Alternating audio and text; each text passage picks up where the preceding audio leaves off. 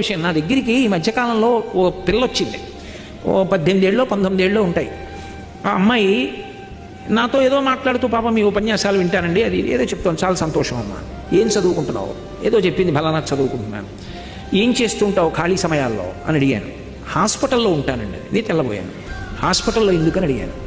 అడిగితే ఆ అమ్మాయి ఏంది, నేను చదువుకున్నాను కదండి, చదువు రాని వాళ్ళు పాపం చాలామంది వస్తారండి, వాళ్ళకి ముందు చిన్న కాగితం ఇచ్చి పేరు అవి రాయమంటారు, వాళ్ళకి వ్రాయడం కూడా రాదండి, అవతల జబ్బుతో ఉన్న వాళ్ళు వస్తారు, అప్పుడు ఆ కాగితం నింపించుకోవడానికి ఇబ్బంది పడుతుంటారు.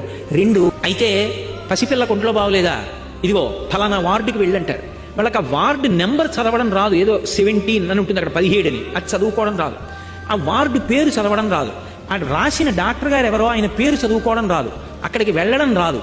నేను కాసేపు ఏం చేస్తుంటానంటే, అలా ఎవరైనా వస్తే వాళ్ళ ఓపీ టికెట్ నేను తీసుకుని రామ్మా అని ఆ డాక్టర్ గారి దగ్గరికి తీసుకెళ్ళి, ఈయనే డాక్టర్ గారు అని చెప్పి ఆ మందులు మళ్ళీ సరిగా అర్థమయ్యాయో లేదోనని మెడికల్ షాప్ దగ్గర అమ్మాయికి మందులు తీసుకుని ఉచితంగా ఇస్తారు కదా వైద్యశాలలో, ఇది 3 పూట్ల వేసుకోవాలి, ఇది 2 పూట్ల వేసుకోవాలి అని చెప్పి నాకు సాధ్యమైనంత వరకు ఉపకారం చేసి ఇంటికి వెళ్ళిపోతుంటానండి. అంతే.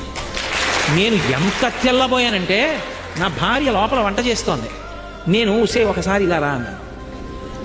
కోటేశ్వరరావు గారు ఉపన్యాసాలు చెప్పాడు, లోకాన్ని ఉద్ధరించాడంటాడు అంటారు, ఈ అమ్మాయి అరికాళ్లకున్న మట్టి తీసి నా నెత్తి మీద చల్లుకోవడానికి నాకు అధికారం ఉందే అని అడిగారు.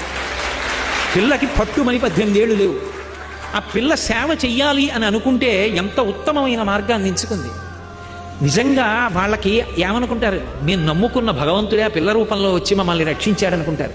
ఖాళీ ఉన్నప్పుడల్లా హాస్పిటల్లో సేవ చేస్తానండి. అది నేను ఎంత మురిసిపోయాను. అలా యువత ఆదర్శంగా తీసుకుని మేము కూడా ఓ మంచి పని చేస్తాం.